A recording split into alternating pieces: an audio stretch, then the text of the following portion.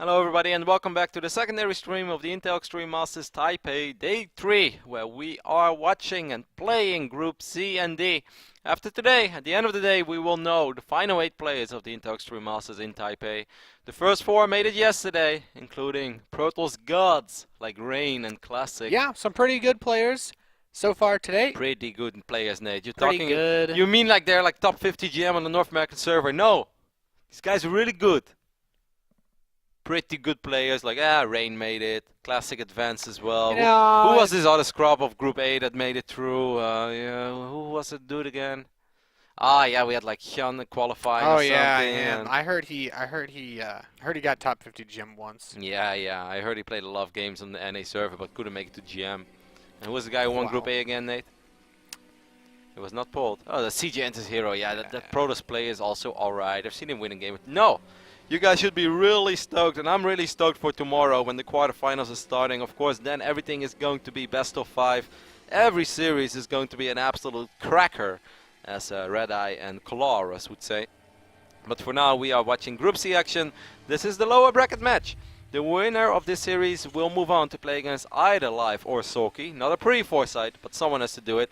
It's a dirty job, Nate, but someone has to kill those banelings. That's true. The loser can go home, can go sightseeing in this beautiful tower that they have in Taipei. That everyone that's at the event has taken a picture of and posted on Twitter. Yep, I'm still jealous every single time I see them. But then I think about the 40-minute drive I have going home, and them on being on 12-hour, 14-hour flights. Yeah, then I'm not that jealous anymore. All right, well, we are loaded in, as you guys can see. This is going to be the first game of our second match of the evening. In the top right position, and the blue, he plays for Millennium. He's on a very old school OGS account. He is ForGG. He's one of my favorite Terran players to watch. More so in TvT and TvZ though. Yep, I know that he's one of your absolute favorites. Over here on the left bottom side of the map, we have our red Protoss player that is representing the Yowie Flash Wolves. It is San, one of the most consistent players in 2014. Made it into the final 8. Pretty much every single tournament he attended. I think it was actually every single tournament. But definitely still waiting for those big victories. Came very close in WCS Europe Season 2. But not, as impressive as that was, in 2013 and 14. I just still feel it was kind of unfair. They had a few Koreans, but not that many. And it's just mostly San beating up on Europeans. And then beating 1 or 2 Koreans on the way there. It was stacked, but I definitely think that WCS NA was way more stacked than WCS Europe. Yeah, by far. And obviously WCS Korea was the most stacked out of all of them. But we'll see how well San does this year. Once again, he still has the support of Yowie Flash Wolf, so he will be traveling around the world, competing in all these tournaments. But he has his work cut out for him. He looked hopeless in his first series against Soki. Soki truly looked like a better player than San did. Yeah, well, I mean, 4GG at the same time got Tyrannosaurus wrecked by Life in the series that they played. So that was closer than the Soki San series. I mean, bleeding out over 20 minutes and barely not actually dying doesn't, in my opinion, make it that close. But on a certain point, he had like 50 Marines. As a Terran player, I don't know. In my opinion, 4GG, like those last 17 minutes were like Life pressing a bunch of buttons and being like, why won't you just die? Just roll over already. And 4GG's kind of like laying there. Yeah, it was kind of like this UFC cage fight where the guy knows he's won. Yeah. Really what was that fight we watched? It was just like, he's like, oh, yeah. McGregor yeah, exactly. against the Russian man. Yeah, it's like, well, you know what? It looks like he's, he didn't immediately get knocked down, but he was pretty much dead from the start. That is kind of true. Anyways, the Reapers into the main base of San. You definitely don't want to end up losing one of your probes. I do like the SimCity over here by San. That's something I have to do myself way more often because I hate Reapers with the biggest passion. Yeah, I mean, I hate them too. Don't worry, Kev. Building them. Wow, that's a quick Twilight, mate. Skip them. Yeah, it's a really quick engineering bay from 4GG as well. Dat fast +1 though. That fall out of style. Yeah. Well, San is known for doing these builds, isn't he? Do you remember that Cloud had this build in Wings of Liberty where he would rush out +3 attack and no armor? As Terran, right? Yeah, it's good. Flash has done it a few times. Armor actually has very little impact on most unit engagements for Terran versus It helps Protoss. Against Stalkers, but against Zealots, Zealots do a lot of damage anyway. Zealots are always going to 3-hit Marines once you get your combat shields, so regardless of whatever your armor upgrades are. So. Attack, of course, is a different story. 2-base Blink from San. Yeah. We've seen him go 1-base. I mean, like, there's the San build, like the San Cheese, which he busted out at BlizzCon against Jakshi, which to many people's dismay was like one of the most dirty builds ever Was used. that the Oracle into Blink Stalker contain? And you can go Blink into Oracle as well. Yeah, that was so cool. That was a really cool That was build. disgusting. On Foxtrot Labs, that was Protoss art. No. Yes. Oh, that's Protoss graffiti. He defiled that. He defiled that map. I don't think so. I think he... You can't go back to that map without a cross, lest that dirty evil find you. A few Marines, and I believe a Marauder as well is making his way across. No, it's just Marines. Didn't he have a Marauder knight? I mean, his +1 attack is actually fast enough that He's got to have a +1 Marine attack. a +1 Marine timing. He still needs what? How much time is actually left on this upgrade? Another 20 seconds. By then, It's really sick because this will actually give him a huge leg up in a straight up fight. But that Photon Overcharge. Yeah, Photon Overcharge and a well-placed force field. The Reaper is going to be sacrificed. I actually don't like that because the Reaper is really good in soaking up damage. We'll see how many Marines ForGG can get over here. Or probes, I should say. He gets pushed back right as his +1 finishes. So he got one probe. Hey, supply block. No, wait, never mind. I thought it was that's not fun. But the Python just finished up. So Observer being wiped out. Ah, 2 forges. So Son is basically saying here, you know what I'm going to do? I think that's brilliant. Yeah, I'm going to sit on 2 bases for a certain amount of time. And I'm completely okay with it. I'm going to get a lot of probes. I'll just make sure that you won't be able to do any damage. This is definitely a defensive Blink opening. He's just going to try to snipe medevacs left and right. I like playing this kind of style, Nate. This is my type of PvT because I'm not good enough to go up to 3 bases very quickly. I'm sure Son is good enough, but he's also perhaps a little bit worried. So he says, you know what, slow and steady wins the race. Yeah, ForGG is a really good player. Difficult as far as like forcing mistakes out of him goes. Most of the time that ForGG will lose, it'll be more on the strategical side, or he'll make some questionable choices. But he's not gonna be the guy that gets supply blocked a crazy amount of time or miss things like upgrades. Even though he went for that quick Marine attack, he's still gonna have medevacs out at the 9:30 mark or so. So yeah, that's so quick. Yeah, he's gonna have those 10-minute drops prepared. But you know, as you pointed out, Son playing 2 bases and having that fast blink that we mentioned earlier will really allow him to jump around his main alive. Wow, that was a bit unfortunate. I think he got a Stalker there. I think he scanned for the Observer. Okay, did he actually kill a Stalker? No, you're right. He got the Observer. He got the Observer and a probe, and that is 75.25 is the cost of an Observer, right? Yeah. Wait. It's 25.75. Yeah. I was like, what am I doing over here? And then he got 1 probe, so that means the 150 resources lost in 2 units. Yeah. Now, actually, a couple of these stalkers are out of position. ForGG making. He doesn't have a whole lot of stalkers. I don't like that he has 3 stalkers. I think he should always have 5 stalkers. Yeah, you dropping at the edge of the main is really nice here because as long as he's fighting outside the range of Photon Overcharge, he will wreck these stalkers head on. Oh, there is a Colossus in his army though. Oh yeah, now the Colossus should basically take it out. Yep. Stalkers should be blinking for it already. I feel. Yeah. He could have gotten both medevacs. He's gonna end up losing 1 stalker, 2 stalkers. That's a pretty successful drop because he got a couple of zealots as well, and the Colossus. Marines and 1 medevac, and he's ready to actually run in again. The Colossus 3rd base hasn't been started, but he'll kill his probe. It's on half HP. 1-1 is about to finish up for a Protoss. Is going to make this defense a little bit easier. ForGG is going to stim forward. Photon Overcharge activated once again. Extended Thermal Lens is not ready yet. Makes this a little bit more tricky as well. But and ForGG has his +2 on the way. This is actually a really nice time to have +2 coming in. I actually really like this position as far as the upgrades go for ForGG. Losing the medevac hurts, but he's actually still at 5 medevacs, so pretty comfortable amount as he starts to move into Vikings. And his 2nd starport is now on the way too. Well, the Zealot does spot this command center. Do you think this is going to be a Pool the Boys build? Because it kind of looks like it. It's going to play against a Protoss that has access to 3 bases very late. That means most likely no Storm. That means he's going to rely on Colossus killing bio units. ForGG is going to have a slightly better economy because the 3rd command center is going down right now. 2nd starport going down. To me, this really smells like I'm going to make a bunch of Vikings and pool my SCVs. Maybe, but I feel like he doesn't. I feel like he really doesn't need to. If he has the army and +2 coming in this quickly, he has the choice. Is he misreading this? Did he never scouted both forges, Nate? He actually thinks he's being 2-based all in. Perhaps, but as long as he actually uses his 3rd base. If he lifts that 3rd base off and floats it away, then now he realizes something else. Then he's in trouble. But otherwise, yeah, I think he's actually in a really okay, and I wouldn't say a fantastic position because his 3rd base won't be mining before the 3rd base starts of San. Like San's is on the way. He needs to get out and perhaps what you said holds some weight in regards to ForGG maybe playing a bit passive, staying at home. I actually kind of like how this is going for San. Of course, ForGG is up in supply, and he will. But if ForGG does not pull SCVs, I think San is going to be fine. He has only 4 Vikings right now against the 3 Colossus of Sun. His Sun uses photo. Okay, well, there we go. SCVs are being pulled. Really? He needs more Vikings right now, though. Does he have 8 now? No, 6. Yeah. Soon 9, but I don't know how I feel about this. I mean, if there's no photon overcharge on this He Nexus, has to hit now, but yeah, charge is only halfway down. No charge definitely makes this a lot better for 4G yeah, as well. He needs to go before that Nexus finishes. I just don't think that this Viking Actually, count is high enough. Sun is Sun gonna has no idea where this army is, right? Yeah, Sun forfeits the third. Well, he has a very good idea. And is 4G gonna? 4G should just go back now, in my opinion. Just send those SCVs home. Yep, but it looks like he's gonna. I really would not. If there's one thing us Terran players are, Roddy, it's very stubborn. He's gonna push Time in. warp. No time warp place. The Vikings are actually kind. Oh, he's gonna go for this Nexus as well, Nate. Yeah, but he just dumped like 750 hit points of damage into it without actually killing it and lost a significant portion of his army. So he lost 11 SCVs for absolutely no reason.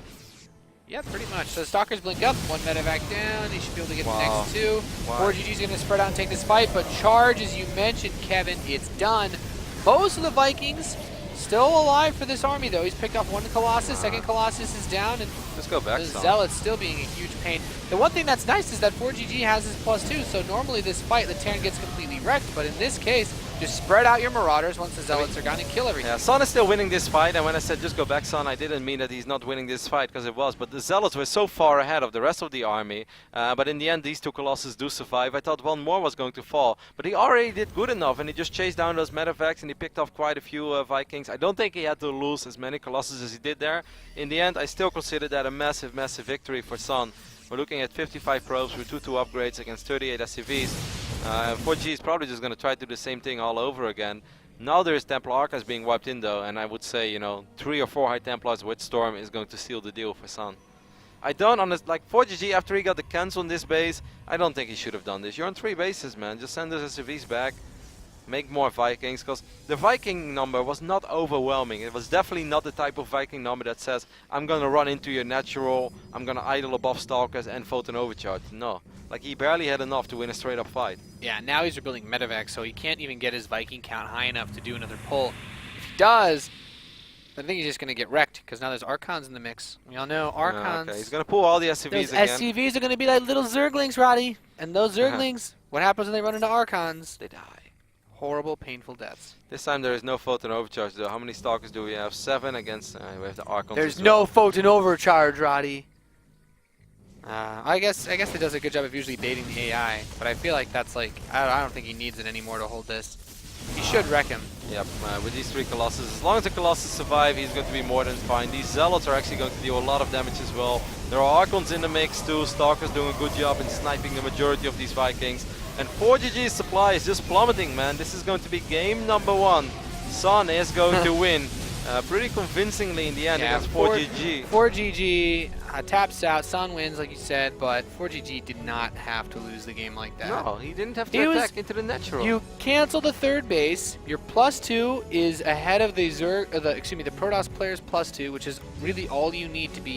Sun did have 2-2 though. Yeah, like both players had +2, but you and I both know in Terran versus Protoss, if the Terran's on an equal upgrade, then it's usually pretty good for fighting Zealots. Like if he has +2 armor versus +1 attack, then as a Terran you're kind of screwed. But like I feel like he wasn't behind enough that he really needed to do an SCV pull to win the game. No, I think the first SCV pull to try to kill Nexus number 3, I could sort of get behind that. But I just don't think he had to run into the natural. That was just a perfect position for all the Stalkers, that blink on top of his natural ramp, so to speak. And he got a couple of free shots off. He dumped a lot of damage into the Nexus, and then he changed his mind.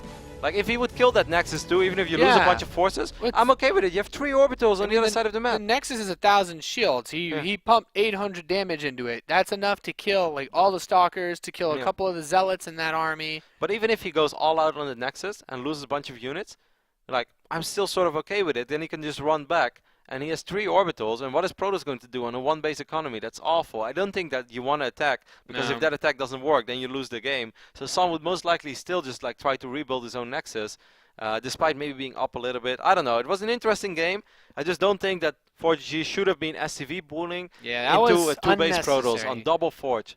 But he misread the game as well. He misread the game at first because he threw up defensive bunkers. He's like, he's going to Colossus attack me. And then suddenly it's like, oh, wait. You pointed it out. He didn't see the double Forge. Well, our DreamHack Winter Champion is right now one map away from being eliminated of the Intel Extreme Masters in Taipei in the group stage. That would definitely be a little bit disappointing for him, especially against Sun. Sun, of course, a strong player, you know, a very consistent force throughout the entire year of 2014. But Sun is no Rain. Sun is no CGNT's hero. I wouldn't even say he's a classic either. You know, Sun is very good, but he's not the absolute god tier of Protoss. He's just one step below that. And I feel as a DreamHack champ, as He's a ForGG, demigod. demigod. Yeah. It's almost a god. He's half human. All right. Well, I can get behind that. Anyways, it's not over yet for this purple Terran that's spawning on the left top side of that wing. It is, of course, ForGG representing Millennium. He's so good. I'm really surprised that he went for that style last game. What is Sun doing? Is Yeah, Sun what is- AFK? Sun PC crash? Yeah, this is not right. Something bad happened. I wasn't born last night, Nate. I know this is not how Sun likes to play this game. I feel like We're going to rehost this one. yeah. What happened? I don't know what happened, but You think his keyboard and mouse died? He built Yeah. one probe, yeah, that's really weird. and then how does it? You think someone like put a? Do you think like a ninja captured him at his PC? I just hope he's alright, man. Right now I'm worried. Maybe this is the moment where he's morphing from a demigod into a real god. He's like, You think too he just much You power! think he like went from like a Zergling into like a Baneling cocoon at his Yeah. PC? No, he's he like, just went he built a probe and like as he made contact with it, he got like recalled out. This is the moment where you go from Squirtle to War Turtle, and you just like can't touch the keyboard because there's too much water. What? that that doesn't make any sense. Why? I don't think he's gonna go Nexus first at 7 supply. So Remake Sun Sun PC freeze. freeze. Well, Yeah. that's I am so happy that we were not one of these guys like, oh, he stopped making. Nate, he's gonna go for a 7 supply pipe. This build is crazy. I have seen. No, we were this immediately. guy's build is crazy. We immediately were like, yeah, you know, this something is not Yeah, right it's of him. not really a thing. It's like maybe San's feeling lucky, but that lucky. Mhm. That wing just like send your probe across the map, and then just build two The gateways 7 supply Nexus first. in photon overcharge rush. Right on the moment that 4G want to go commence in the first, he's like, ah, Protoss, and he just leaves the game. That's What are you expecting on that wing, Nate? Big series, of course, big game for both players. What do you think 4G is going to do? You're a big fan of 4GG, you know him very well. What is the thought process he of this plays excellent standard Terran? TvP. Like his TvP isn't really all that flashy. Maybe some Marine Hellion action over here? Maybe Marine with one Widow Mine in the main and some Hellions in the natural? No, No? not really feeling it. Especially since like, sometimes 4GG is the kind of guy that has enough builds that after doing that, after what just happened, he might just be like, maybe I'll do something different, or he might do the same thing. 4GG plays very predictable styles in most of his matchups. The difference is that he's really good at decision making in other matchups like TvT.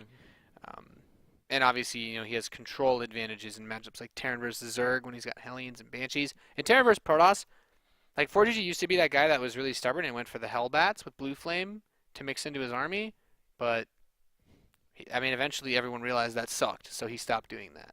Okay. So I'd love to think- give you some sick insight, but I don't Okay. think 4GG is going to do anything crazy. Well, I'm calling it here as the non-Terran expert. I think we are going to see some Hellion Widow Mine openings from 4GG. I don't think he's just going to sit back and let Sun do whatever he wants. Over here on the left top side of the map, we have that Protoss player I just mentioned. He built more than one probe. Representing the Yowie Flash Walls, not going for a 7 supply Nexus or Pylon. It is a Sun. How cool would it be if Sun just reconnected to Battle.net and is actually like, never mind guys, I'm fine, and just drops that 7 supply Nexus first and wins the game. That would be an earth-shattering moment. Over here in the right bottom side of the map, we have the one, the only, 4GG, representing Millennium and the reigning champion of DreamHack Winter. Yeah. You know, in Warcraft 3, Nate, the search times were often very late, or very long, late at night. And back then, whenever you have a game, it wouldn't tap you back into the game, like StarCraft does. Oh. So, you know, you would have to wait for like 7 or 8 minutes, and then I'd just be like reading wcreplays.com or something, and then suddenly it's like, I'm a game, and I see like, oh man, how long has been going on? And then like they're like, oh, 30 seconds and 40 seconds, and they'll be like, ah. And then if you still win the game, that felt so good. Like at Warcraft 3. You would play it out? Yeah, You wouldn't yeah. just immediately leave? No, it's a ladder game, man. I would play it out. Because you know how important ladder points were back then. We didn't have as many tournaments as StarCraft 2 had, so everyone put a lot of value into the ladder. And I was actually, you know, I was remotely good in Warcraft. Hey, it's gas first, by the way, son. Think about that. I think he's gonna go 2 Hellion Scout. That's all? 2 Hellion Scout. Yeah, he should start the factory, and then he should take 2 SCVs off gas. He's gonna open up with a quick reactor. If he can get away with not building Marines, he'll just get a fast reactor with no Marines, put the factory on it, 2 Hellions, and then run them straight into San's base to scout.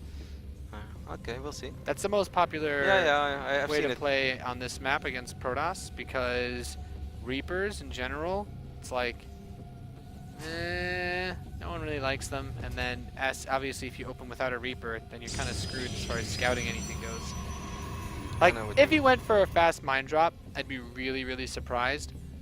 Mostly because the map is so big, and with cross spawns, with getting over there in time. I think 6 Marines or 5 Marines. 1. Yeah, see reactor, no Marine. Yeah, he's gonna just build 2 Hellions. He should take SCVs off gas soon. You don't get a starport with this. Like, if he goes for the starport, he's borderline like all in, maybe Hellion drop, but that's still really, really ballsy. Or still just Hellions in the natural name and Marines in the main. He doesn't have enough time to build Marines though. Like, he'd have like 4 Marines tops. 4 Marines and 1 Widowmine. And 6 Hellions. Or 5 Hellions. I'm really keen on No, this. he can't have that many units. Oh yes, you can, you Terran. You have this. He's like, gonna start stim. He's gonna move the factory. Do you see this guy, Nate? No, you I see don't this, believe. Do you see this yellow SUV? I don't believe. It's really good. You see the Only one. 2 Marines? What? No. I don't like I it. love how right I've been so far about this Terran builder. I told you he was gonna get a reactor with no Marines, okay? And you hate everything about it. I don't like this build. When I do this build, my opponent rushes out a unit and just kills me. You know why I thought he was going to do this, Nate? Because often when a Terran player just doesn't get it done with their regular bio play in game number 1, they're like, man, to hell with this. And then game number 2, they do the polar opposite, where they just rely on their drops dealing a lot of damage. Well, clearly you don't watch my games, because I don't even try for bio. I just go straight to the widow mines. I know, but you're not, you know. I'm not 4GG. You gonna tell me that, Kev? I you're- can't dream big. You can definitely dream big, Nate, and I've seen you in WCS round 3, which is very impressive. That's something that you can be proud of, but it's just not yet IEM Taipei group level stage play. Hasn't lived up to my old Code S trophy on the wall. So it is indeed going to be Marines in the main base. I would have kind of liked it if he had 1 Widowmine in this mix, because I think Marines and 1 Widowmine in the main is so much more deadly than just Marines in the main and Hellions into the natural. But it's still, we'll see how much damage he will be able to do with this. Of course, right now, like Nate said, if you go for a build like this, you need to do a lot of damage. If you don't do a lot of damage, well, the Shrek-tening is coming for you. This is so fortunate, by the way, for ForGG that this probe did not go over here. If this probe would have seen it, it's so much easier for a Protoss to properly defend against this. Hey, he has no idea what's coming. Nope, and that's the only way that this build is going to work for ForGG. The probe is... Banshee? What? Oh my god, ForGG has gone insane, Nate. So I take back the part where I said 4GG shouldn't do anything crazy. Well, actually, I will keep that. I'll still say he shouldn't do anything the probe crazy. still doesn't know. Oh my god, your life could be so much easier right now, son. He will, of course, have Photonerve just here. Are the Marines being dropped? Dude, this is like, this is exactly the way I love to do it. You drop right on the ramp and you just basically force him. So many probes are going to die. You force him to photon overcharge and then just go the other way. Look, all the probes, hell yeah. Wow, that's actually really good for Sun. That's surround though. Yeah. That shouldn't happen. Wow, ForGG actually just threw a huge opportunity to kill a ridiculous amount of probes. Maybe wants to get control, so he's possible another Hellion. Oh, 2 more Hellions ran by and just got wrecked instantly. Those 3 Hellions actually should have just won in the game. Yeah, I know. Those 3 Hellions should have killed at least 10 or so workers. It's so smart of San to work on this medevac too. Once that's dead, like all the micro potential is gone from this because the Marines don't have as much range as the Stalkers. Now the only thing...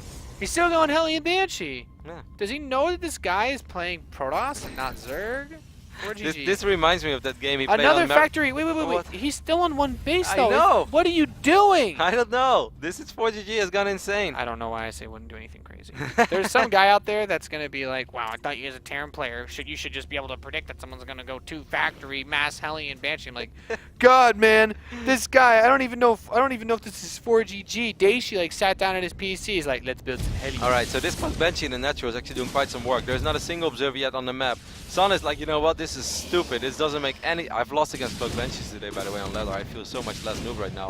Stalkers are saying hello. The thing is, 4GG has nothing at home. I hope he has a Banshee that's about to pop, because everything he has over here, well, he gets a good shot off. This is just the most ridiculous battle I've ever seen in TvP. Yeah.